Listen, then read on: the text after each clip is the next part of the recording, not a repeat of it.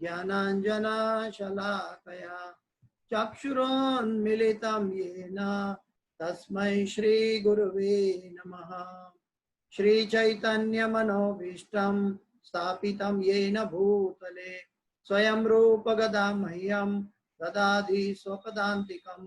वन्देऽहं श्रीगुरो श्रीयुतापदकमलं श्रीगुरु वैष्णवांश्च श्रीरूपं साग्रजातं सगणा रघुनाथान्वितं तं सजीवं साद्वैतं सावधूतं परिजनसहितं कृष्ण चैतन्यदेवं श्रीराधा कृष्णपादां सहगणा ललिता श्रीविशाखान्वितांश्च। हे कृष्ण करुणा सिन्धो दीनबन्धो जगत्पते गोपेश गोपिका कांत राधा कांत नमोस्तुते। तप्त कांचन गौरांगी राधे वृंदावनेश्वरी वृषभानुसुते देवी प्रणमामि हरिप्रिये। वाञ्छाकल्पतरुभ्यश्च कृपा सिन्धुभ्य एव च पतितानां पावनेभ्यो वैष्णवेभ्यो नमो नमः। श्री कृष्ण चैतन्य प्रभु नित्यानंद श्री अद्वैत गदाधर श्रीवासादि गौर भक्त वृंद। हरे कृष्णा कृष्णा कृष्णा हरे हरे, हरे राम राम राम हरे हरे। जयतां सुरतो पंगुर मम मंदमते गतिर मत्सर्वस्व पदाम्भोजो राधा मदन मोहन। कृष्णाय वासुदेवाय देवकी नंदनाय च नंद गोप कुमाराय गोविंदाय नमो नमः, गोविंदाय नमो नमः, गोविंदाय नमो नमः। पाहि पाहि महायोगिन देव देव जगत्पते नान्यं ता भयं पश्ये यत्र मृत्यु परस्परम् अन्यथा शरणं नास्ति त्वमेव शरणं मम। तस्मात् कारुण्य भावेन रक्ष रक्षा जनार्दन। हरे कृष्णा कृष्णा कृष्णा हरे हरे, हरे राम राम राम हरे हरे। पंचतत्त्वाकं कृष्ण भक्त रूप स्वरूपकं भक्तावतार भक्ताख्यम नमामि भक्त शक्तिकम्। ओम नमो भगवते वासुदेवाय। ओम नमो भगवते वासुदेवाय। ओम नमो भगवते वासुदेवाय। नारायणं नमस्कृत्यं नरं चैव नरोत्तमं देवीं सरस्वतीं व्यासं ततो जयं मुदीरयेत्। नष्टप्रायेषु अभद्रेषु नित्यं भागवत सेवया भगवते उत्तम श्लोके भक्तिर्भवति नैष्ठकी। हरे कृष्णा। भगवत गीता की इस कक्षा में आप सबका स्वागत है। आज पुरुषोत्तम महीने का पहला दिन है और ये बहुत ऑस्पिशियस चीज है कि भगवत गीता के भगवान के शब्दों को समझने के लिए हम सब एकत्रित हुए हैं। तो आइए हम पिछले जो श्लोक पिछले हफ्ते जो लिया था उससे आगे चलते हैं। आज 19 और 22 के ऊपर चर्चा करेंगे, उसके बीच में 20 और 21 पर हम चर्चा करेंगे। श्रीमद् भगवत गीता चौथा अध्याय 19वां श्लोक, उसके बाद में भी थोड़ी पुरुषोत्तम मास की भी बात करेंगे कि क्या हम कर रहे हैं और क्या और करना चाहिए। यस्य सर्वे समारंभा काम संकल्प वर्जितः ज्ञानाग्नि दग्ध कर्मणं तमाहु पंडितं बुधा। यस्य सर्वे समारंभा काम संकल्प वर्जितः ज्ञानाग्नि दग्ध कर्मणं तमाहु पंडितं बुधा। यस्य सर्वे समारंभा काम संकल्प वर्जितः ज्ञानाग्नि दग्ध कर्मणं तमाहु पंडितं बुधा। अनुवाद पढ़ते हैं। अनुवाद और तात्पर्य भाई श्री भक्ति वेदांत स्वामी श्रील प्रभुपाद महाराज की जय। जय गुरुदेव। जिस व्यक्ति का प्रत्येक प्रयास उद्यम इंद्रिय तृप्ति की कामना से रहित होता है उसे पूर्ण ज्ञानी समझा जाता है। उसे ही साधु पुरुष ऐसा करता कहते हैं जिसने पूर्ण ज्ञान की अग्नि से कर्म फलों को भस्मसात कर दिया है। फिर से पढ़ता हूं, बहुत भगवान गहराई में जा रहे हैं थोड़ी बहुत, कि जो हमारे अंदर के मैल को सफाई करने का वाला एक श्लोक है ये। जिस व्यक्ति का प्रत्येक प्रयास पार्ट टाइम नहीं, प्रत्येक प्रयास उद्यम इंद्रिय तृप्ति की कामना से रहित होता है, इंद्रिय तृप्ति की कामना से रहित, उसे पूर्ण ज्ञानी समझा जाता है। उसे ही साधु पुरुष ऐसा करता कहते हैं जिसने पूर्ण ज्ञान की अग्नि से कर्म फलों को भस्मसात कर दिया है। फिर से, उसे ही साधु पुरुष ऐसा करता कहते हैं जिसने पूर्ण ज्ञान की अग्नि से कर्म फलों को भस्मसात कर दिया है। लास्ट टाइम हमने देखा था कि जो कर्म में अकर्म को देखता है और अकर्म में कर्म को देखता है वो यथार्थ देखता है। तो वो कैसे, ये आज भगवान अगले श्लोक में भगवान अर्जुन को समझा रहे हैं। तो पहले भगवान का शब्द का पहला वाक्य पकड़ते हैं कि जिस व्यक्ति का प्रत्येक प्रयास इंद्रिय तृप्ति की कामना से रहित होता है। अभी क्या बात है, इसको कैसे समझा जाए। अगर हम अंधेरा को कहते हैं कि आप उजाला को जानते हो क्या, तो अंधेरा कभी नहीं कह सकता कि मैं उजाला को जानता हूं। अगर आप उजाले को कहते हो कि आप अंधेरे को जानते हो क्या, तो वो उजाला कभी नहीं कह सकता कि मैं अंधेरे को जानता हूं, क्योंकि जहां उजाला होता है तो अंधेरा होता ही नहीं है, और जहां अंधेरा होता है उजाला होता ही नहीं। ठीक वैसे ही हमारा जो भौतिक संसार में हमारी जो परिस्थिति है वो हर एक कार्य इंद्रिय तृप्ति की कामना से हो रहा है। और भगवान कहते हैं कि जिस व्यक्ति का प्रत्येक उद्यम इंद्रिय तृप्ति की कामना से रहित होता है, रहित उसके बिना, तो अभी जो चीज, इसको कैसे और समझे कि हम भगवान को याद करने के लिए हमें बड़ी समस्या होती है संसार में रहकर। कभी कभी आज बुरीजन प्रभु का ऑनलाइन क्लास था, उन्होंने बहुत समझाया, अच्छे से बताया। उन्होंने कहा प्रभुपाद जी डिसाइपल है बुरीजन प्रभु, हिज ग्रेस बुरीजन प्रभु। उन्होंने बहुत अच्छे से चैंटिंग के ऊपर बताया कि अगर हम एक हरे कृष्ण कृष्ण कृष्ण हरे हरे, हरे राम राम राम हरे हरे, एक मंत्र को अगर हम सुनते हैं, खाली एक मंत्र को, तो भी हम एडवांस स्थिति में जा रहे हैं।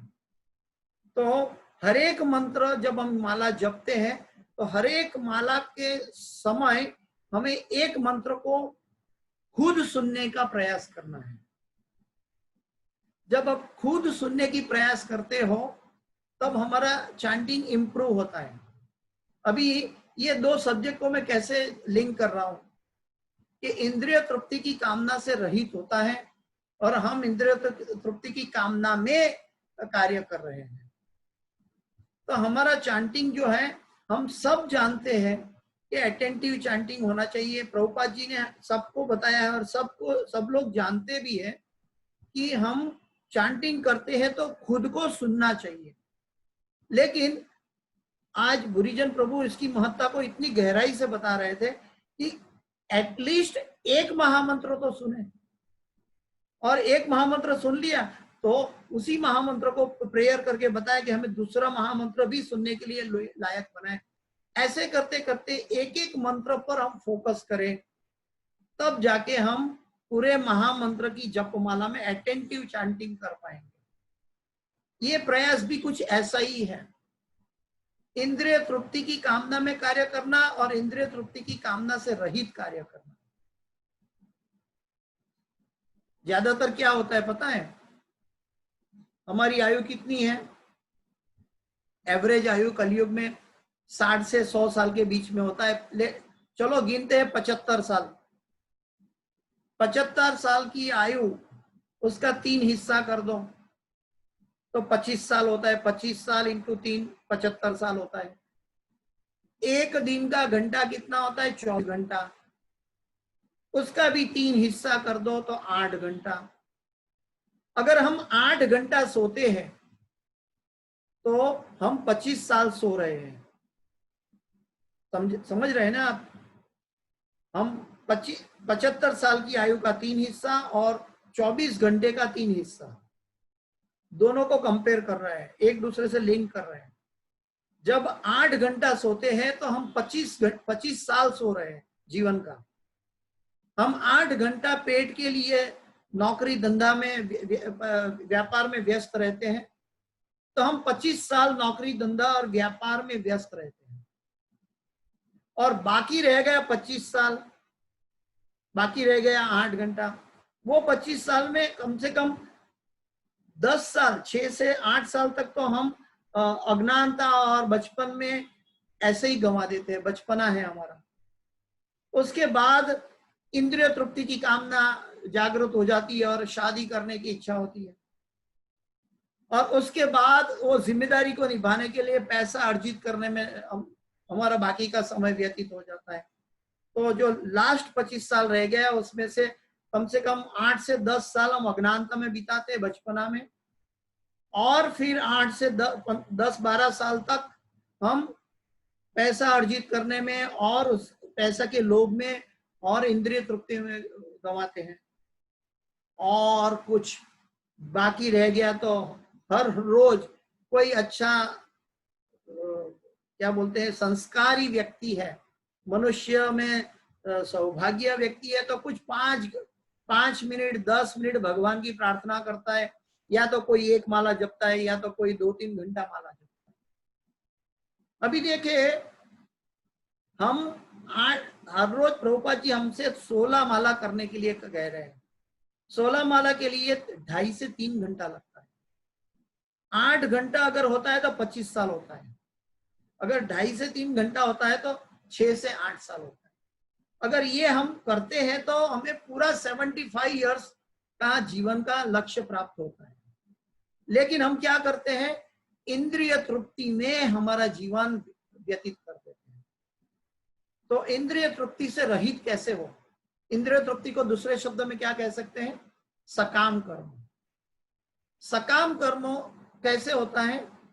जब हमें भगवान की आश्रित में हमारे अंदर जितनी कमी उभरती है, मतलब भगवान पे डिपेंडेंसी जितनी कम होती है, उतना सकाम कर्मों में हम लग जाते हैं।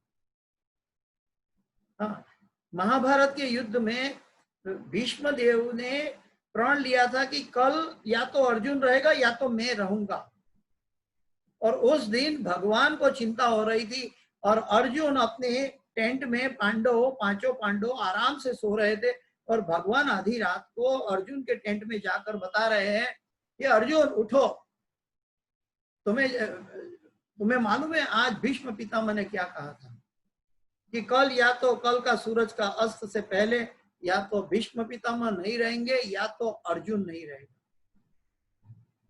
तो अर्जुन कहता है कि हाँ भगवान मुझे पूरी तरह याद है। तो क्यों तुम सो रहे हो? तो अर्जुन ने क्या जवाब दिया? क्योंकि भगवान आप जाग रहे हैं, तो मुझे जागने की आवश्यकता क्या है? तो जो भगवान पर आश्रित होता है, जो भगवान पर संपूर्णपणे समर्पित होता है, निष्ठावान होता है, वो सकाम कर्मों में नहीं लगता। वो कर्म करता है, कर्म योग करता है, लेकिन कर्म योग करते हुए भी अकर्म में रहता है। अकर्म का मतलब है उसका फल, भौतिक फल अर्जित नहीं होता, भौतिक उसका जो रिजल्ट पैदा नहीं हो सकता, क्योंकि वो साधु गुरु और शास्त्र पर कार्य करता है। तो इंद्रिय तृप्ति की कामना से रहित ये ग्रेजुअल अभ्यास है। ये एक रात में नहीं हो सकता, बोलने कहने से सुनने से नहीं हो सकता। उसके लिए हम जितना कृष्ण भावना भावित होंगे उतना हम इंद्रिय तृप्ति की कामना से रहित होते जाएंगे। प्रभुपाद जी को किसी ने प्रश्न पूछा था कि प्रभुपाद जी हमारी भक्ति का मापदंड क्या है? तो प्रभुपाद जी ने समझाया, how much you are detach with material world, that much you are attach with Krishna. तो कहने की बात है, प्रभुपाद जी कहते हैं कि हम सारा दिन भौतिक जगत में रहते, फिर कभी कुछ कृष्ण भावनामृत की जागृति का अनुभव होता है, लेकिन करना क्या है? हमें कृष्ण भावनामृत में जागते रहना है। गोपियों को और हमारे अंदर अंतर क्या है? हमें भगवान कृष्ण को याद रखने के लिए तकलीफ होती है, और गोपियों को भगवान कृष्ण को भुलाने के लिए तकलीफ होती है। वो कृष्ण को भुलाने चाहती है ताकि वो घर का काम कर सके, लेकिन हम भगवान को घर का काम के पीछे इतने ग्रस्त हैं कि भगवान को याद करने के लिए हम पार्ट टाइम देते हैं, या तो समय नहीं है। तो हम इंद्रिय तृप्ति की कामना से रहित बात करते हैं, लेकिन है नहीं। ये सकाम कर्म की बात है, और सकाम कर्मों से रहित होंगे तभी भगवान मिलेगा। वो 11वें अध्याय में भगवान ने कहा है अंतिम श्लोक में। तो सकाम कर्म यानी कि मनोधर्म और सकाम कर्म छोड़ना है, क्योंकि भगवान पर डिपेंडेंसी नहीं है। एक चीज याद रखें, जीवन में कितना मिलना है वो हमारा ब्रह्मा जी ने लिख दिया है। हमें कार्य करना है, हम नौकरी के लिए जाते हैं, तो ऑफिस में जाते हैं तो हम अपना काम करने लगते हैं। तो काम करना गलत नहीं है, क्योंकि हमारा नियत कर्म के अनुसार हम कर रहे हैं, लेकिन उग्र कर्म करने से हमारा पतन होता है। प्रभुपाद जी कहते हैं उग्र कर्म नहीं करना चाहिए। उग्र कर्म का दूसरे शब्दों में सकाम कर्म को भी बोल सकते हैं, क्योंकि हमारा एक गोल है पैसा, हमारा एक गोल है इंद्रिय तृप्ति, हमारा एक गोल है परिवार की आनंद की संतुष्टि। ये सब के पीछे हम जीवन व्यतीत करते हैं, और आत्मा का जो 75 साल में जो लक्ष्य है वो गंवा देते हैं। तो भगवान का शब्द है आज कि जिस व्यक्ति का प्रत्येक प्रयास, पार्ट टाइम प्रयास नहीं, 2 घंटे की जपमाला नहीं, प्रत्येक प्रयास, प्रत्येक उद्यम इंद्रिय तृप्ति की कामना से रहित होता है। अर्जुन युद्ध नहीं करना चाहता था क्योंकि वो इंद्रिय तृप्ति की बात सोच रहा था, लेकिन इंद्रिय तृप्ति रहित की बात है। क्योंकि अर्जुन कह रहा था कि ये मैं 5 पांडवों को राज्य भोगने के लिए मैं कौरवों के साथ युद्ध कर रहा हूं, और भगवान कहते हैं कि तुम्हारी आत्मा के कल्याण के लिए, धर्म के लिए तुम युद्ध कर रहे हो। युद्ध तो युद्ध ही है, लेकिन दोनों में अंतर है। एक कर्म बंधन है, एक कर्म मुक्ति है। जैसे भोजन खाओ तो कर्म बंधन है, और प्रसाद खाओ तो कर्म की मुक्ति है। तो कृष्ण भावनामृत में कार्य करना चाहिए। और जब हमें भगवान पर पूर्णतः संतुष्टि नहीं है, डिपेंडेंसी नहीं है, विश्वास नहीं है, तब जाके सकाम कर्म मन में उत्पन्न हो जाता है, इंद्रिय तृप्ति की भावना उत्पन्न हो जाती है। क्योंकि भगवान हमें जो जो मिलना है वो तय है, वो ब्रह्मा जी के द्वारा तय है। हमें अपना कर्म करते रहना चाहिए, लेकिन कैसा? साधु, गुरु और शास्त्र पर आधारित। हम मनोघटित कार्य करते हैं, मनोधर्म से युक्त कार्य करते हैं, इसीलिए बंधन में फंसते हैं। तो भगवान कहते हैं कि जो इंद्रिय तृप्ति की कामना से रहित होता है उसे पूर्ण ज्ञानी समझा जाता है। पूर्ण ज्ञानी का मतलब है वो भगवान का भक्त बनेगा, क्योंकि ज्ञान की पराकाष्ठा से भक्ति की शुरुआत होती है। जहां से के आगे ज्ञान काम नहीं करता, तब भक्ति की शुरुआत होती है। लेकिन ज्ञान से गुजरना पड़ता है, क्योंकि ज्ञान हमें पवित्र दिशा में लेकर जाता है। और holiness is next to godliness. पवित्रता, भगवान परम पवित्र है और हमारे अंदर मैल है, हम अपवित्र हैं, तो पवित्रता हमें लानी है, और ज्ञान से हमारी पवित्रता बढ़ती है। और आगे कहते हैं कि उसे ही साधु पुरुष ऐसा करता कहते हैं, जिसने पूर्ण ज्ञान की अग्नि से कर्म फलों को भस्मसात कर दिया है। वो कर्म फल उसका भस्मसात कैसे हो गया? ताकि जो भी कर्म फल मिलने वाला है वो इस जगत का नहीं है, वो आध्यात्मिक जगत का फल मिलेगा। जैसे आज हम पुरुषोत्तम महीना में भगवान की 64 गाते हैं, 15वां अध्याय पुरुषोत्तम योग गाते हैं, जगन्नाथ अष्टकम गाते हैं। तो ये सब कार्य जो है, ये उसका कोई भौतिक रिजल्ट नहीं मिलने वाला है। इसका जो रिजल्ट है, तो यहाँ पे ये कर्म क्षेत्र जगत है, हमें कार्य करने ही पड़ेंगे, और हर एक कर्म का पीछे फल तो मिलने ही वाला है, लेकिन फल के प्रति हमें आसक्त नहीं होना है। कर्मण्यवाधिकारस्ते मां फलेषु कदाचन मां कर्म फल हेतुर्भु मां संगोस्तव कर्म। तो हमें फल से आसक्त नहीं होना है। और वो फल कैसा होना चाहिए कि हम भगवान के लिए कार्य करते हैं, तो उसका फल कोई भौतिक नहीं हो सकता। केवल पूर्ण ज्ञानी ही कृष्ण भावना भावित व्यक्ति के कार्यकलापों को समझ सकता है। केवल पूर्ण ज्ञानी कौन है? जो कृष्ण भावना भावित कार्य, इंद्रिय रहित कार्य करता है, वो और समझ सकता है। ऐसे व्यक्ति में इंद्रिय तृप्ति की प्रवृत्ति का अभाव रहता है। इससे यह समझ जाता है कि भगवान के नित्य दास के रूप में उसे अपने स्वाभाविक स्वरूप का पुनर्ज्ञान है, जिसके द्वारा उसने अपने कर्म फलों को भस्म कर दिया है। इसको दूसरे शब्दों में कैसे समझेंगे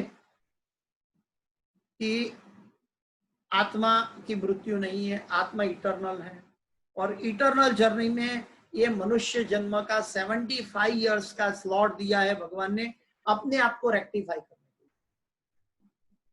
लिए। ये 75 इयर्स जो आत्मा आगे 75 इयर्स के बाद में आत्मा को कहाँ जाना है, या उन्नत कर होना है, या यहीं पड़ा रहना है, या यहाँ से अधोगति में जाना है, ये तय करने वाला जो दिशा है, ये 75 इयर्स हमें दिया हुआ है। और 75 इयर्स में हमें एक एक क्षण कीमती है इसकी, क्योंकि पूरी दुनिया की संपत्ति इकट्ठी करके भी हम 1 मिनट मृत्यु पीछे नहीं ठाल सकते, 1 सेकंड बल्कि नहीं मिलेगा ज्यादा। इसीलिए जो बुद्धिमान व्यक्ति है वो आत्मा की कल की सोचता है। जो मूर्ख व्यक्ति है, भौतिक संसारी व्यक्ति है, वो शरीर की कल की सोच रहा है। वो सोच रहा है कि मैं बुढ़ापा में बीमार होऊंगा तो हॉस्पिटल का खर्च कैसे चुकाऊंगा, मुझे हॉस्पिटल के खर्च के लिए चुकाना होगा, पैसा कमाना होगा। लेकिन वो आत्मा की कल का सोचता नहीं है कि आत्मा को कल जाके कुत्ता बनना पड़ा तो 2 टाइम खाने के लिए भी भटकना पड़ेगा।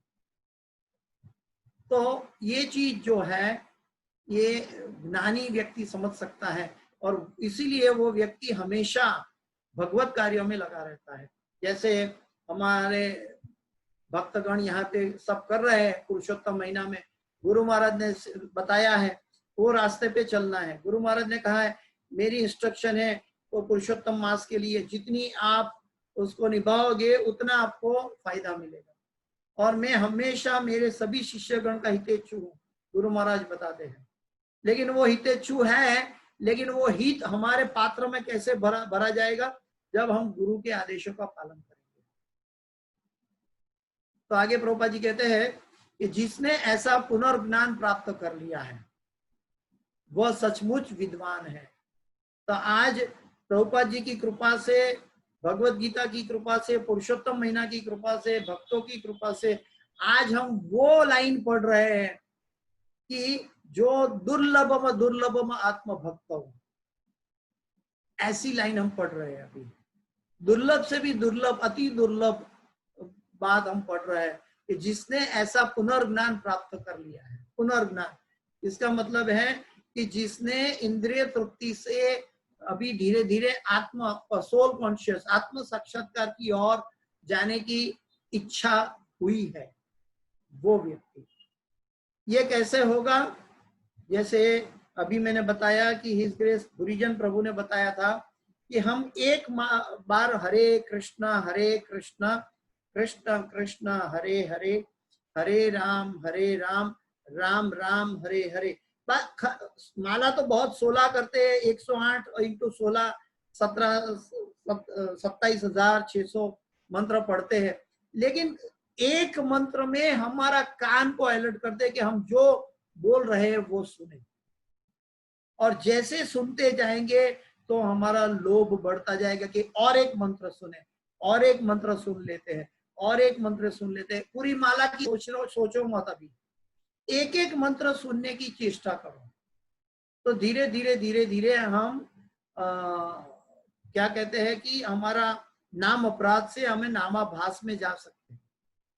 और जैसे जैसे ये भगवान के नाम में लगाव हो जाएगा, और नामाभास से अगर हम शुद्ध नाम में पहुंच गए, तो प्रभुपाद जी ने समझाया है कि हमारी आंखों से अश्रुधारा बहेगी। कैसे? क्योंकि हमें नाम की महिमा का पता चलेगा, नाम रूप गुण लीला का पता चलेगा। जब रियल नाम का पता चलेगा तब आंखों से अश्रुधारा बहेगी कि वो गोलोक वृंदावन में बैठा हुआ भगवान एक एक जीव के ऊपर करुणा करने के लिए उन्होंने अपने नाम में पूरी शक्ति भर दी है। गोलोक वृंदावन तक जाने की पूरा फ्यूल, पूरा पेट्रोल हमारी गाड़ी में, हमारे शरीर के ईंधन में डाल दिया है, हमारी आत्मा के ईंधन में डाल दिया है। एक बार हम हरे कृष्ण कृष्ण कृष्ण हरे हरे, हरे राम राम राम हरे हरे, इस करुणा को देखेंगे भगवान की कि एक एक आत्मा की कितनी केयर करते हैं भगवान। भोक्तारम यज्ञ तपसाम सर्वलोक महेश्वरम सुहृदम सर्वभूतानाम ज्ञात्वा माम शांति वृक्षति। सुहृदम सर्वभूतानाम, वो हर एक जीव का कल्याणकारी मित्र है। तो जब हमें ये भाव समझ में आएगा तब हमें हमारे अंदर से शुद्ध भाव, शुद्ध नाम जागृत होगा, और शुद्ध नाम जागृत होगा तब कौन पूछता है इंद्रिय तृप्ति को, किसको पड़ी है? बिल्व मंगल ठाकुर कहते हैं कि मैं तो उसके ऊपर थूकता हूं। जब इंद्रिय तृप्ति की इच्छा होती है तो मैं उसके ऊपर थूकता हूं। क्यों? क्योंकि उन्होंने आत्मसात कर लिया है। तो भगवान की, जब भी हम युवा अवस्था में होते हैं तो इस चीज को नहीं समझ पाते, लेकिन महाजनों ये न गतस पंथा पे चलेंगे तो हम इस बात को समझने में देरी नहीं लगेगी। तो भगवान की नित्य दासता के इस ज्ञान के विकास की तुलना अग्नि से की गई है। क्योंकि अग्नि से क्यों की गई है? क्योंकि वो भस्मसात कर देता है। वो जला के राख कर देता है सकाम कर्म का बीज, और पाप करने की वृत्ति को नष्ट कर देता है। वो सिर्फ भगवत प्रेम और भगवत चेतना जगाता है। जब आत्मा शुद्ध हो जाता है तो आत्मा को मालूम है उसको क्या करना है। आत्मा को नहीं बोलना पड़ेगा, तो तुम जाके 16 माला चैंटिंग करो, तुम जाके मंदिर में जाके भगवान का हर्ष विग्रह का सेवा करो, दर्शन करो, तुम गुरु की आज्ञा का पालन करो, तुम भागवत पढ़ो, तुम गीता पढ़ो, तुम पद यात्रा करो, तुम बुक डिस्ट्रीब्यूशन करो। ये सब आत्मा को बोलने की जरूरत नहीं पड़ेगी। अभी हमें सबको बोलने की जरूरत पड़ती है, हमारे जैसे लोगों को। क्यों? क्योंकि हम बॉडी कॉन्शियस में बद्ध है। अभी हम इंद्रिय रहित कार्यों में नहीं है, इंद्रिय तृप्ति के कार्यों में जुड़े हुए हैं। तो ऐसी अग्नि एक बार प्रज्वलित हो जाने पर कर्म के सारे फलों को भस्म कर सकती है। परम दृष्टवा निवर्तते। एक तरफ 2000 रुपया की नोट है और एक तरफ 500 रुपया की नोट है। अगर आपको बताया जाए कि कोई भी एक नोट को आपको चुनना है, आप कौन सी नोट चुनोगे? स्वाभाविक है 2000 रुपये की, क्योंकि आपको मालूम है कि 2000 रुपये की नोट का वैल्यू ज्यादा है। जब हमें पता चलेगा, आत्मसात हो जाएंगे, हमें पता चलेगा कि भगवत भक्ति मनुष्य जन्म में सर्वश्रेष्ठ है, दुर्लभ मां दुर्लभ है। मालूम है कि कलयुग में जन्म लेना बहुत दुर्लभ है। देवता गण तक सोचते हैं कि ये कलयुग में लिया हुआ मनुष्य कितना भाग्यशाली है कि बहुत जल्दी भगवान के पास पहुंच सकता है। और ऐसे कलयुग के जन्म में, मनुष्य जन्म धारण करने में, उसमें सत्संग मिलना वो अति दुर्लभ है। और वो सत्संग में भगवान से चली आ रही परंपरा में गुरु मिलना वो अति दुर्लभ है। और वो गुरु के वचनों का पालन कर पाना वो अति दुर्लभ है। उसमें दीक्षा प्राप्त करके, आत्मसात करके अपने आप को समझना वो अति दुर्लभ है। और वो अति दुर्लभ में हम भगवान का नाम का जप करते हैं और भगवान को थैंक यू अर्पण करते हैं। ये प्रभु, तुमने तो गोलोक से बैठ के पूरी मेरी जीव की चैनल बना ली है। तुमने मुझे कलयुग में भेजा है चैतन्य महाप्रभु की आशीर्वाद से, प्रभुपाद जैसे संतों के आशीर्वाद से गुरु मिले, योग्य गुरु मिले, गुरु के द्वारा दीक्षा, धार्मिक विधि विधानों द्वारा दीक्षा मिली है। और वो दीक्षा के अंतर्गत तुम ही मुझसे ये कार्य करवा रहे हो। तुम्हारी चेतना से अगर कोई मृत शरीर चैंटिंग कर सकता है क्या? नहीं कर सकता। ये तुम ही तो करवाते हो। जब ये भगवान की करुणा का आभास होगा, तब हमारी आंखों से भगवान को जवाब देने के लिए अश्रु के अलावा कुछ बाकी नहीं रहेगा। और यही बात है कि हम सारे कर्म फलों को भस्मसात कर सकते हैं। इसमें खाली अनुवाद पढ़ते हैं, फिर आगे का हम 22वें श्लोक पे चर्चा करेंगे। बीच में 20वें और 21वें श्लोक में प्रभुपाद जी अनुवाद में बताते हैं कि अपने कर्म फलों की सारी आसक्ति को त्याग कर सदैव संतुष्ट तथा स्वतंत्र रहकर वह सभी प्रकार के कार्यों में व्यस्त रहकर भी कोई सकाम कर्म नहीं करता। क्योंकि जो कृष्ण भावना भावित करता है वो सकाम कर्म नहीं करता। और आगे भगवान कहते हैं, ऐसा ज्ञानी पुरुष पूर्ण रूप से संयमित मन तथा बुद्धि से कार्य करता है। हमारा मन संयमित नहीं है अभी। संयमित मन का अर्थ क्या है मालूम है? संयमित मन का अर्थ है कि हमारा मन सिर्फ गुरुमुख पद्म वाक्य चित्ते ते कोरिया ऐक्य और न कोरी हो मने आशा। हमारा प्रत्येक उद्यम, हमारा प्रत्येक कार्य भगवान के लिए होना चाहिए, साधु गुरु और शास्त्र के लिए होना चाहिए। तब हम बोल सकते हैं कि हम संयमित मन में हैं। तो संयमित मन तथा बुद्धि से कार्य करता है कौन? ज्ञानी पुरुष। कौन ज्ञानी पुरुष? कौन है? जो इंद्रिय तृप्ति से रहित होकर कार्य करता है और अपनी संपत्ति के बारे सारे स्वामित्व को त्याग देता है। बहुत बहुत कड़ा मापदंड है। कोई भी व्यक्ति इस जगत का कोई कहेगा कि मेरा घर मेरा नहीं है, या मेरी पत्नी नहीं है, या मेरे संतान नहीं है, या मेरा पैसा मेरा नहीं है, या मेरा शरीर मेरा नहीं है, सभी पर हम भौतिक प्रकृति पर प्रभुत्व जमाने की कोशिश करते हैं। लेकिन फिर भी भगवान चाहते हैं। हाँ, ये हमारी दुर्दशा है। या तो हमें भगवान को चुनना है या तो ये सभी चीज को चुनना है। और श्री चैतन्य महाप्रभु कहते हैं कि हम सभी चीजों को छोड़ के भगवान को कैसे प्राप्त करें, तो उसको कहते हैं युक्त वैराग्य। सभी चीज हमारे पास होते हुए भी उसका उपयोग कृष्ण के लिए करें।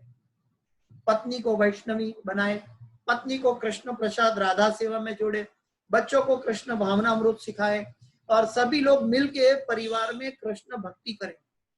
तो ये कार्य हम जब करते हैं तो ऑटोमेटिक स्वामित्व की भावना दूर हो जाएगी। तब हमें हमारी संतान हमारी नहीं लगेगी, वो भगवान के द्वारा भेजे गए जीव है जिसको हमें प्रशिक्षित करना है। भगवान के द्वारा भेजी गई पत्नी का जीव है जिसको हमें वैष्णवी बनाना है, या उनसे वैष्णवी बनाकर उससे भगवत भक्त बन सके, ऐसी संतान की उत्पत्ति करनी है।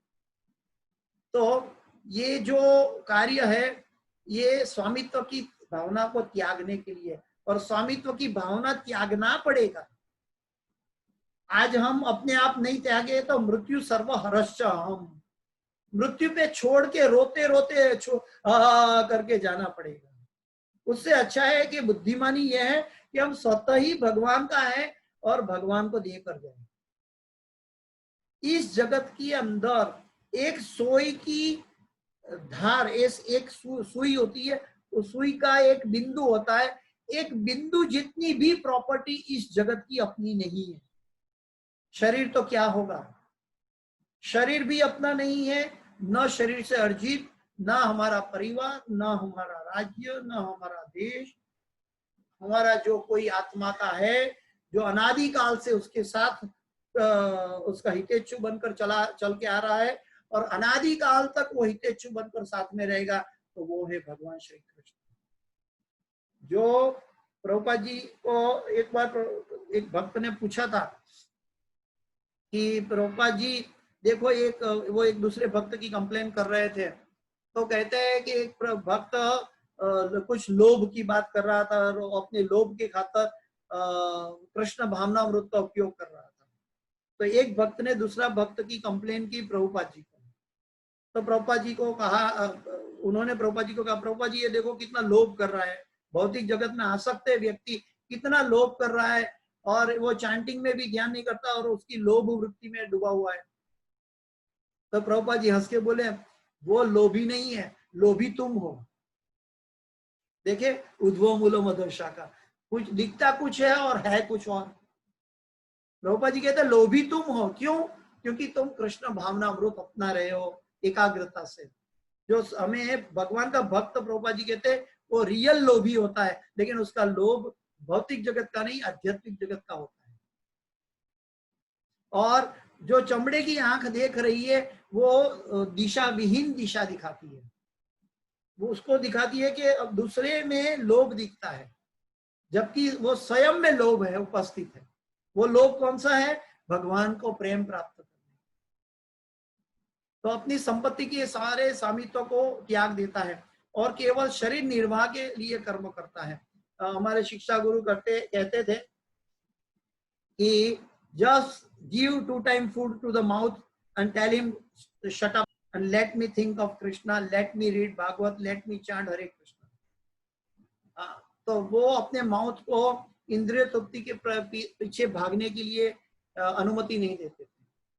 तो वैसे भी हमारा स्वास्थ्य के लिए भी जब हमें कड़ी भूख लगती है उसके बाद ही हमें खाना चाहिए। तो शरीर निर्वाह के लिए खाना है। आचार्यगण बताते हैं हमें शरीर को इंद्रिय जिह्वा की इंद्रिय तृप्ति के लिए खाना नहीं खाना है।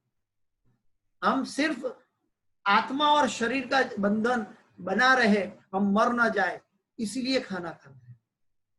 तो हम खाने के लिए नहीं जी रहे, जीने के लिए खा रहे हैं। इस तरह कार्य करता हुआ वह पाप रूपी फलों से प्रभावित नहीं होता। तो वो पाप रूपी फलों से प्रभावित नहीं होता। आगे प्रभुपाद जी कहते हैं, यद्रष्टा लाभ संतुष्ट द्वंद्वातीतो विमत्सरः समसिद्धाव सिद्धौ च कृत्वापि न निबध्यते। यद्दृष्टा लाभ संतुष्ट द्वंद्वातीतो विमत्सरः समसिद्धाव सिद्धौ च कृत्वा पीना निबध्यते यदृष्टा लाभ संतुष्ट द्वंद्वातीतो विमत्सरः समः सिद्धाव सिद्धौ च कृत्वा पीना निबध्यते। अनुवाद पढ़ते हैं प्रभुपाद जी का। जो स्वतः होने वाले लाभ से संतुष्ट रहता है, रहना पड़ेगा, या रहो या रहना पड़ेगा। जो स्वतः होने वाले लाभ से संतुष्ट रहता है, जो द्वंद्व से मुक्त है और ईर्ष्या नहीं करता, जो सफलता तथा असफलता दोनों में स्थिर रहता है, वो कर्म करता हुआ भी कभी नहीं बनता। इसमें बहुत कुछ बातें बताई है। स्वतः होने वाले लाभ से संतुष्ट रहता है। Everything what ever is available, उससे हमें संतुष्टि प्राप्त होनी चाहिए। कैसे होगी? जो हमारे पास है, जो मिलने वाला है, वो मिलके ही रहेगा। इसलिए कृष्ण भावनामृत में कार्य करना है। जो द्वंद्व से मुक्त है, द्वंद्व से मुक्त कौन होता है? तेषाम द्वंद्वगतम पापम जनानाम पुण्य कर्म नाम ते द्वंद्व मोह निर्मुक्ता भजन्ते माम दृढ़व्रताः। द्वंद्व से कौन मुक्त हो सकता है? जो पाप से मुक्त होता है। हमारे अंदर द्वंद्व का मतलब ड्युअलिटी। कभी कभी दोनों चीज हमारे जीवन में सही लगती है, लेकिन दोनों सही नहीं होती है। एक सही होती है और एक मनोधर्म होती है, और मनोधर्म को हम सही प्रमाण दे देते हैं। लेकिन द्वंद्व में सही चीज को ढूंढना है तो पाप से मुक्त होना पड़ेगा। द्वंद्व से मुक्त है और ईर्ष्या नहीं करता। हमारा पाप की जो एक गठन है ईर्ष्या द्वारा संचित होती है, तो हमें ईर्ष्या नहीं करना है। ईर्ष्या क्यों करना है? जब कंपटीशन का भाव आता है, जब स्वामित्व की इच्छा होती है, जब प्रभुत्व जमाने की इच्छा होती है, तब ईर्ष्या जागृत होती है। हाँ, कोई हमारे पड़ोसी हैं, अगर पड़ोसी के पास हमारे पास जो है उससे कुछ बढ़कर है, तो हम पड़ोसी ईर्ष्या करने लगते हैं। इस जगत में लोग कैसे हैं? पर दुखे सुखी और पर सुखे दुखी, उसको कहते हैं ईर्ष्या। लेकिन भक्त क्या करता है? भक्त और संतगण कैसे होते हैं? पर दुखे दुखी और पर सुखे सुखी। तो ईर्ष्या का दूसरा प्रमाण है कि हमें कभी भी कोई क्या कर रहा है, किसको क्या प्राप्त है, उससे लेना देना है नहीं है। उसके कर्म के अनुसार अगर उसको कुछ ज्यादा प्राप्ति होनी है और मेरे कर्म के अनुसार मुझे कम प्राप्ति होनी है, तो हमें इसके पर भगवान के द्वारा दिया गया मापदंड को स्वीकार करना है। इसलिए ईर्ष्या नहीं करनी है, क्योंकि हम भगवान के द्वारा दिया गया मापदंड को स्वीकार नहीं करते, इसलिए ये लोभ और ईर्ष्या जागृत होती है, द्वेष जागृत हो जाता है, जो नरक के द्वार है। जो सफलता तथा असफलता दोनों में स्थिर रहता है। प्रभुपाद जी जब प्रदेश में अमेरिका में गए थे, तो प्रभुपाद जी ने बहुत सुंदर एक भजन रचा था। और वो भजन में प्रभुपाद जी कह रहे थे कि प्रभु, ऐसे अंधेरेमय जगत में आपने मुझे लाया है और मेरे गुरु की कृपा से मैं आया हूँ, लेकिन मुझे पता नहीं है कि मैं यहाँ सफल होऊंगा या नहीं। मुझे यहाँ लाने की जो क्षमता है वो प्रभु जी आप भगवान को कहते हैं कि वो आपको मालूम है। आप जैसे कठपुतली की तरह जैसे मुझे नचाएंगे ऐसे मैं नाचूंगा। देखिए, प्रभुपाद जी भगवान की कठपुतली बनना चाहते हैं। अगर हम जब कठपुतली नहीं बनते हैं, तब हमारे अंदर ईर्ष्या, द्वेष, अहंकार, मिथ्या अहंकार जन्म लेता है। जब हम भगवान की कठपुतली बन जाएंगे, तब सफलता और असफलता में हम स्थिर हो पाएंगे। भगवान की कठपुतली का मतलब है भगवान के द्वारा दिए गए मार्गदर्शनों में हमारा जीवन व्यतीत करना है। जैसे वर्णाश्रम में हमें नेचर पर आश्रित रहते हैं, वर्णाश्रम धर्म व्यवस्था के अंतर्गत, वैसे भक्तगण जो होते हैं भगवान के नाम जप और भगवान के जीवों पर करुणा दिखाने के लिए कृष्ण प्रचार करते हैं। वो दूसरे भक्तों से कंपटीशन के लिए कृष्ण प्रचार नहीं करते। जब कंपटीशन की भावना होती है तब हम अहम ममेती है, हम भक्ति नहीं कर रहे हैं। कंपटीशन कभी भी भक्ति में नहीं होती। जब हमें जीवों पर करुणा होती है तब हमें कृष्ण प्रचार करना चाहिए। अगर हम आज मैंने 100 भगवत गीता बेची, उसका अहंकार नहीं आना है। हमने भले एक भगवत गीता डिस्ट्रीब्यूट करे, लेकिन हम भगवान से हृदय से आर्द्र भाव से प्रार्थना करें कि हे प्रभु, ये भगवत गीता जिस ये जीव के पास जा रही है, कृपा करके उसको पढ़ के उसका जीवन सफल बना दे। तब जाके वो हमारी प्रार्थना होगी गीता देने के समय, तब वो प्रार्थना से वो लेने वाले का भगवत गीता लेना सामर्थ्य हो जाएगा और उसका जीवन सफलता की मार्ग की ओर चलेगा। लेकिन हम क्या सोचते हैं, साले कोई लेते ही नहीं, मैं गीता 1 घंटे से खड़ा हूं, एक गीता गई नहीं है मेरी से, बोलो। तो हम गीता को भौतिक लेन देन या तो लोगों से द्वेष और ईर्ष्या के भाव में सोचने लगते हैं कि लोग सब मटेरियलिस्टिक लोग हैं और लोगों को गीता लेने की इच्छा नहीं है। भगवान को जिसकी गीता पहुंचानी है वहां ऑटोमेटिक वो जीव आपके पास आ जाएगा। प्रभुपाद जी कहते हैं हम 2 मिनट में समझाने से क्या गीता डिस्ट्रीब्यूट करेंगे, हम गीता का एक श्लोक खोल के उसको उसके मुंह से पढ़वाएं और वो श्लोक उसका बीज गीता में अर्पण हो गया। वो श्लोक पढ़ने से वो व्यक्ति के जीवन में गीता का बीज चला गया। तो हमें जब सफलता असफलता में हमें स्थिर रहना है तो वो कर्म करता हुआ भी नहीं बनता। तो इसीलिए हमें ये बंधन से मुक्त होना है, तो हमें भगवान की कठपुतली बनकर कार्य करना है। लेकिन कठपुतली के अंदर हमें भगवान ने ज्ञान दिया है, वो ज्ञान का उपयोग हमें ऐसे करना है कि जिससे हमारा भक्ति में भी द्वेष उत्पन्न ना हो जाए, भक्तों के प्रति भी द्वेष उत्पन्न ना हो जाए, वो वैष्णव अपराध हो जाएगा, वो क्षुरस्य धारा है, तो बहुत संभल के चलना होगा भक्तों को। आगे प्रभुपाद जी तात्पर्य में पढ़ते हैं, कृष्ण भावना भावित व्यक्ति अपने शरीर निर्वाह के लिए अधिक प्रयास नहीं करता। वो शरीर निर्वाह के लिए प्रयास करना है लेकिन अधिक प्रयास नहीं करता। अधिक का मतलब है उग्र कर्म नहीं करता। जो भगवान के द्वारा दिया गया है वो प्रामाणिकता से उसका कर्म करता है और प्रामाणिकता से उसको भगवान को ऑफर करके प्रसाद के रूप में ग्रहण करता है। वो अपने आप होने वाले लाभों से संतुष्ट रहता है। वो मेरा एक कलीग है, उसको प्रमोशन मिल गया और मुझे नहीं मिला, उससे द्वेष या कंपटीशन या ईर्ष्या नहीं करता। वो जानता है, भगवान को प्रार्थना करके जानता है कि जितना मुझे आवश्यकता है वो भगवान पहुंचाने वाले हैं। अनन्याश्चिन्तयन्तो मां ये जना पर्युपासते तेषां नित्याभियुक्तानां योगक्षेमं वहाम्यहम्। जो मेरे पास कमी है भगवान कहते हैं वो मैं कंधे पर लाकर देता हूं और जो है उसकी मैं रक्षा करता हूं। किसके लिए?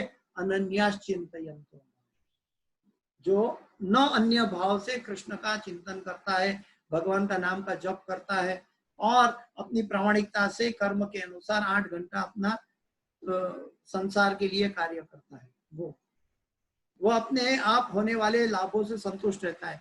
वह न तो मांगता है न उधार लेता है, वो मांगता भी नहीं है और उधार भी नहीं लेता है। तो किंतु यथा सामर्थ्य वह सच्चाई से कर्म करता है और अपने श्रम से जो प्राप्त होता है उसी में संतुष्ट रहता है। अतः वह अपनी जीविका के विषय में स्वतंत्र रहता है। जीविका की आवश्यकता है इस जगत में, पैसों की आवश्यकता है। इस्कॉन कभी नहीं सिखाता कि तुम पैसा मत कमाओ, पैसा कमाना है लेकिन उसके पीछे पागलपन नहीं है। पैसा जो हमारा जीवन निर्वाह संतुष्टता से शांति से चल सके इतना पर्याप्त मिल गया तो उसके बाद हमें कृष्ण भावनामृत में कार्य करना है। जितना डिपेंडेंसी बढ़ेगा उतनी हमारी आवश्यकता की पूर्ति भगवान हमें पहुंचा देंगे। योगक्षेमं वहाम्यहम्। वह अन्य किसी की सेवा करके कृष्ण भावनामृत संबंधी अपनी सेवा में व्यवधान नहीं आने देता, वो दूसरे की सेवा में नहीं जाता। हाँ, वो मस्का मारने अपने बॉस के पास नहीं जाता। वो जानता है कि अपना प्रामाणिक कार्य है तो प्रकृति के द्वारा मिलेगा। अगर नहीं मिला तो आगे, अभी भगवान हमारी परीक्षा कर रहे, एक समय आएगा हमें मिल जाएगा। भगवान श्री कृष्ण का एक नाम है अव्याजमान कटाक्ष। भगवान श्री कृष्ण का एक नाम क्या है? अव्याजमाना एक कटाक्ष। अव्याजमाना कटाक्ष का मतलब क्या है कि भगवान हमारी भक्ति में हमें कई सालों तक तपाते हैं और देखते हैं कि ये भक्त के पास नहीं है तो कितनी दृढ़ता से, कितने हृदय और आर्त भाव से मेरी भक्ति करता है, मुझसे प्रेम करता है। भगवान वो प्रेम में वशीभूत होते हुए वो आर्तता हमारी दूर नहीं करते, जैसे सुदामा की, लेकिन भगवान उसमें आनंद उठाते हैं। तो भगवान जानते हैं कि इसको आर्त नहीं रहना है, उसको पर्याप्त मात्रा में पहुंचाना है, लेकिन वो प्रेम के द्वारा अचानक वो पर्याप्त मात्रा में वो जीव के पास पहुंचा देता है, जैसे सुदामा जी को पहुंचा दिया।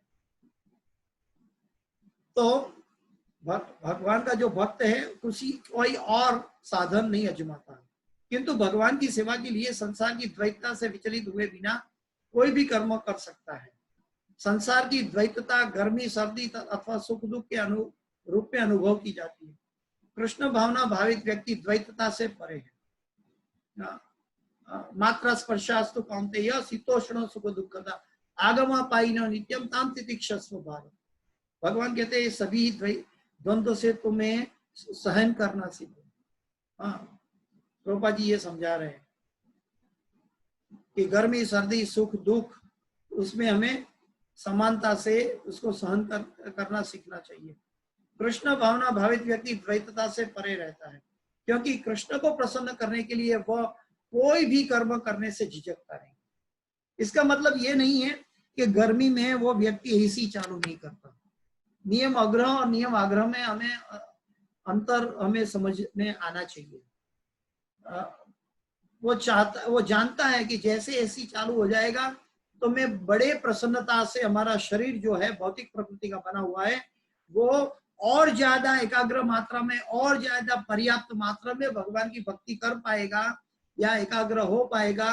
तो वो एसी चालू करता है, वो भौतिक चीजों का, हर एक चीजों का उपयोग करता है। जैसे अभी आज हम टेक्नोलॉजी का उपयोग करके ऑनलाइन क्लास ले रहे हैं, तो कई लोग टेक्नोलॉजी का उपयोग करके सिनेमा के गीत सुनते हैं। तो हम टेक्नोलॉजी का उपयोग करते हैं, हम माइक का उपयोग करते हैं, लेकिन सिनेमा का सॉन्ग नहीं गाते। हम इसका वही माइक से हम गीता का उपदेश की बात करते हैं। तो जो भगवान का जो भक्त है वो हर एक चीज का उपयोग करता है, भौतिक कोई भी चीज का उपयोग करता है वो, लेकिन भगवान के लिए करता है, युक्त वैराग्य। हाँ, वो एसी रहेगा तो ही मेरा जीवन सफल होगा और मेरा जीवन का दिव्य सुख स्वर्ग प्राप्ति हो गया, बस खत्म हो गया, भगवान भूल गए। हम गर्मी को भी भूल गए, भगवान को भी भूल गए। ऐसे संसारी लोग होते हैं। जो भगवान का भक्त है वो एसी का भी उपयोग, हर एक भौतिक चीजों की आवश्यकता का उपयोग भगवान के लिए करता है। कृष्ण भावना भावित व्यक्ति द्वैतता से परे रहता है, क्योंकि कृष्ण को प्रसन्न करने के लिए वह कोई भी कर्म करने से झिझकता नहीं, वो कुछ भी कार्य करने के लिए झिझकता नहीं। जैसे सॉल्टेड बटर, सॉल्टेड ब्रेड नाम का एक पुस्तक है इस्कॉन में। उसमें रशियन भक्त, जब कम्युनिस्ट गवर्नमेंट थी रशिया में, पहले जब कृष्ण प्रचार नहीं था उस जमाने में, प्रभुपाद के जमाने में, तब वहां भक्ति करना नामुमकिन था। कोई भक्ति करेगा तो उसको मृत्युदंड दिया जाता था।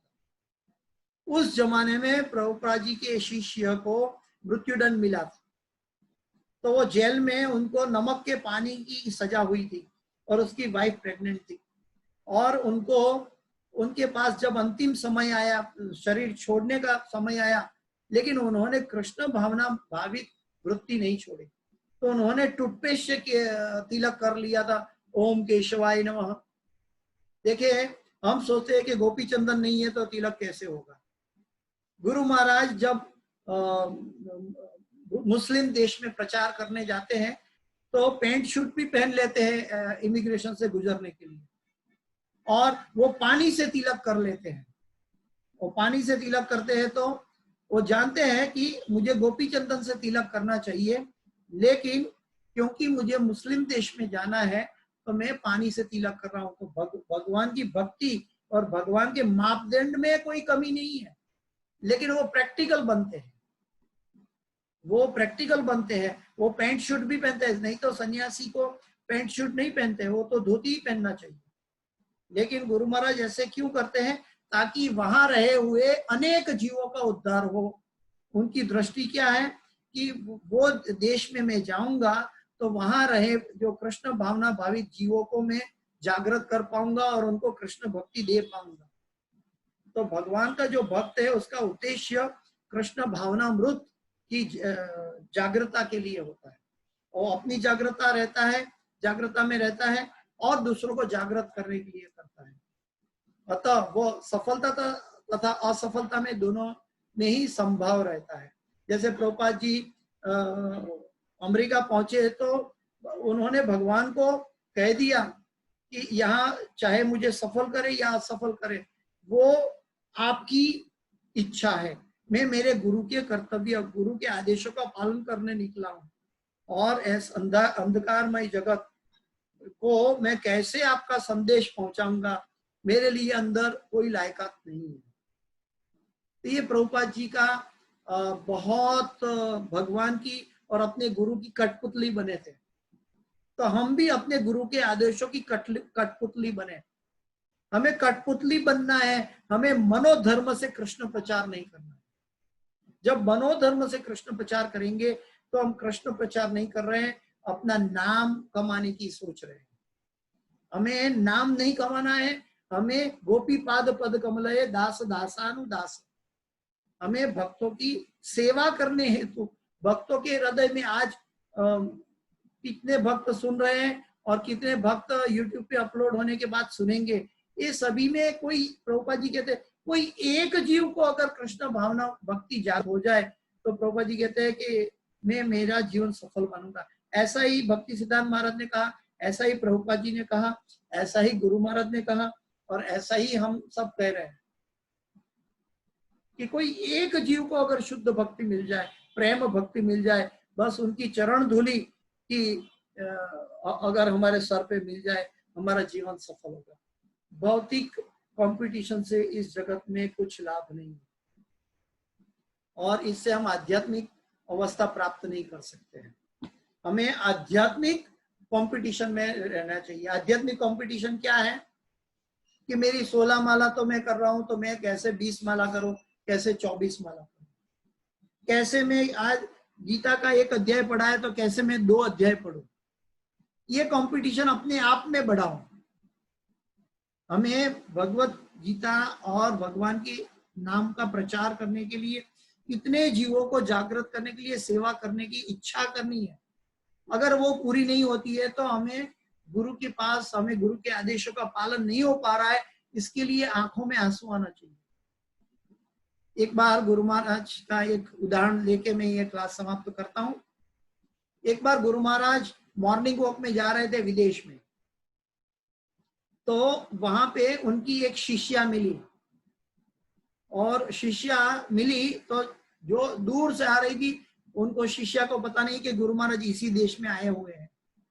और शिष्या के लिए वो बड़ी सरप्राइज थी कि मेरे गुरु बीच पे, सुबह में वो मॉर्निंग वॉक में गई थी और गुरु महाराज मॉर्निंग वॉक में निकले थे चैंटिंग करने के लिए भक्तों के साथ, तो वो शिष्या को देखे और शिष्या बहुत खुश हो गई और जाके गुरु महाराज को प्रणाम किया और जोर जोर से रोने लगी।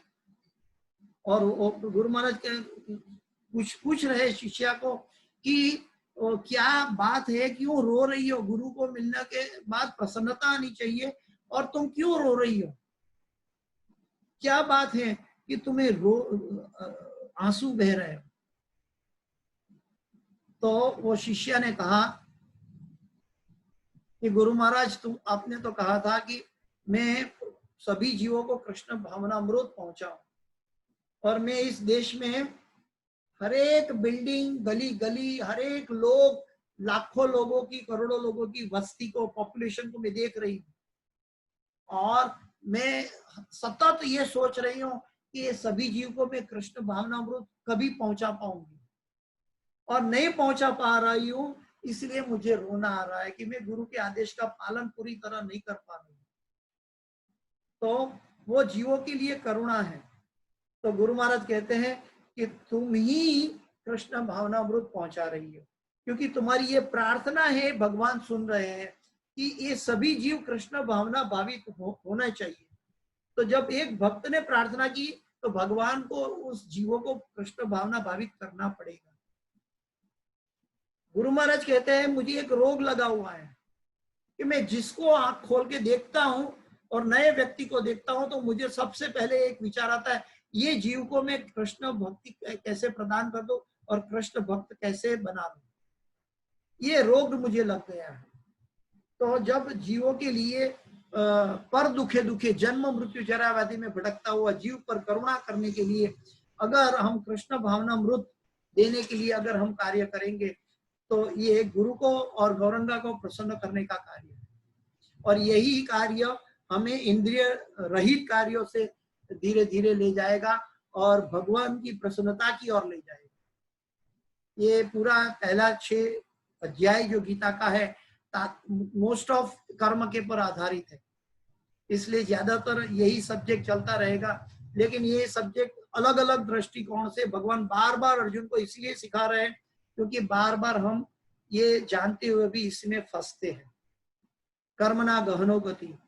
इसलिए गुरु महाराज, प्रभुपाद, चैतन्य महाप्रभु, राधा रानी करुणा करके हमारे लिए बड़ा इलाज लेकर आई है कि हम हरे कृष्ण कृष्ण कृष्ण हरे हरे, हरे राम राम राम हरे हरे, इस महामंत्र से हम भक्ति का बीज हमारे अंदर दृढ़ बना लें। और ये बीज के अंदर इतनी ताकत, आध्यात्मिक शक्ति आ जाएगी तो हमारे कहने से लोग कृष्ण भावना भावित होने लगेंगे। अभी हमारे कहने से लोग कृष्ण भावना भावित नहीं हो रहे, इसका मतलब है लोगों की कमी नहीं है, हमारी कमी है। इसलिए हमें गुरु के आदेशों का पालन नहीं कर पाने का दुख होना चाहिए। आइए हम सब इस पुरुषोत्तम महीना में हम ध्यान रखें कि गुरु के वचनों जो व्हाट्सएप में दिया है, गुरु महाराज ने पुरुषोत्तम महीना कैसे पालन करना चाहिए वैसे हम पालन करें। ब्रह्म मुहूर्त से पहले उठे और भगवान की मंगला आरती घर मंदिर में जाके या तो ऑनलाइन वृंदावन और मायापुर से के द्वारा अटेंड करें। हम हर रोज नियमित अपना नियम हरे कृष्ण महामंत्र का जप करें, और एक्स्ट्रा जप कर सकते हैं तो करें, जितना बढ़ा सकते हैं बढ़ाए। हर रोज 12 और 15वां अध्याय गीता का पढ़े। जगन्नाथ अष्टकम करे क्योंकि पुरुषोत्तम क्षेत्र जो है जगन्नाथ जी का है, और पुरुषोत्तम क्षेत्र का पुरुषोत्तम महीना में हम जगन्नाथ अष्टक कर सकते हैं, हम चौराष्टक कर सकते हैं, हम 12वां और 15वां अध्याय पढ़ सकते हैं, हम यथा शक्ति चैरिटी कर सकते हैं, हम जलाशय में स्नान करने के लिए जा सकते हैं, वस्त्र पहन के स्नान करें जलाशय में, और नियमित भक्तों का संग करें। हमारे इस्कॉन में ये ऑनलाइन इतनी अपॉर्चुनिटीज है, इतनी अपॉर्चुनिटीज है, एक अटलांटिक ओशन भर जाए इतनी सत्संग की दरिया हमारे पास मौजूद प्रभुपाद ने भेजा है। हम इसका लाभ उठाए और अपना जीवन सफल बनाए। जितना हम गुरु के आदेशों का पालन करेंगे उतनी हमारी भगवत धाम जाने की यात्रा सफल हो जाएगी। ये गुरु महाराज ने हमें आशीर्वाद दिया है। गुरु महाराज कहते हैं मेरा आशीर्वाद आप सबके साथ है, आपको सिर्फ मेरी कहा हुआ आज्ञा का पालन करना है। तो आइए पुरुषोत्तम महीना जो दुर्लभ मनुष्य जन्म में दुर्लभ गुरु के द्वारा और दुर्लभ जीवन में दुर्लभ पुरुषोत्तम महीना 3 साल में एक बार आने वाला महीना कि जिसमें भक्ति का सेल लगा हुआ है, ऐसे सेल का सबसे बड़ा फायदा उठाए। प्रभुपाद ने हमें कहा है भक्त लोभी होते हैं, हमारा लोभ ज्यादा से ज्यादा बढ़ाए, लौल्यम बढ़ाए भगवत भक्ति के लिए, भगवत प्रेम के लिए, गुरु गौरंगा की प्रसन्नता के लिए। आज का क्लास गुरु की आज्ञा से गुरु के चरणों में समर्पित करता हूं, उनके आदेश के द्वारा हो रहा है। इस क्लास की कोई भी सुकृति है तो मैं मेरे गुरु जी होलीनेस जय पताका स्वामी आचार्य पाद गुरुदेव महाराज के चरणों में अर्पित करता हूं, और कोई भी त्रुटि या क्षति है तो वो मेरी अपनी है। कृपया मुझे क्षमा करें। वाञ्छाकल्पतरुभ्यश्च कृपा सिन्धुभ्य एव च पतितानां पावनेभ्यो वैष्णवेभ्यो नमो नमः। अनंत कोटि वैष्णव वृंद की जय। कभी कोई वैष्णव अपराध न करे। जैसे इस पुरुषोत्तम महीना में बड़ा सेल लगा हुआ है, उसके साथ बड़ा खतरा भी है। हमें कोई भी भक्त से, कोई भी वैष्णव से, कोई भी जीव से दया भाव से रहना है। द्वेष, ईर्ष्या या कंपटीशन का भाव नहीं व्यतीत करना है, मन में नहीं लाना है। हमें जीवों की कल्याण हेतु और हमें अपने आप को मूर्ख समझकर सभी के सामने उपस्थित करना है। मैं भी एक मूर्ख हूं आप सबके सामने। हमें अपने आप को मूर्ख, जितना मूर्खता हमारे अंदर होगी उतना गुरु की कृपा से ज्ञानमय भक्ति हमारे अंदर बढ़ेगी। फिर धीरे धीरे हमें प्रेममय भक्ति की ओर जाएंगे और धीरे धीरे आगे जाके विशुद्ध प्रेम भक्ति में हम जा पाएंगे। जैसे उद्धव जी का हुआ। उद्धव जी की ज्ञान मिश्रित भक्ति थी और व्रज में आके वो विशुद्ध भक्ति बन गई और बाद में वो व्रज के अंदर एक वेला पत्ता बनना चाहते थे, वो प्रेम भक्ति बन गई। तो आइए हम सब गुरु को बर्डन न बनकर गुरु की जो इच्छा है, गुरु की प्रसन्नता है, उसको पूर्ण करने में हम सब सहयोग करें। Hare Krishna. Thank you very much.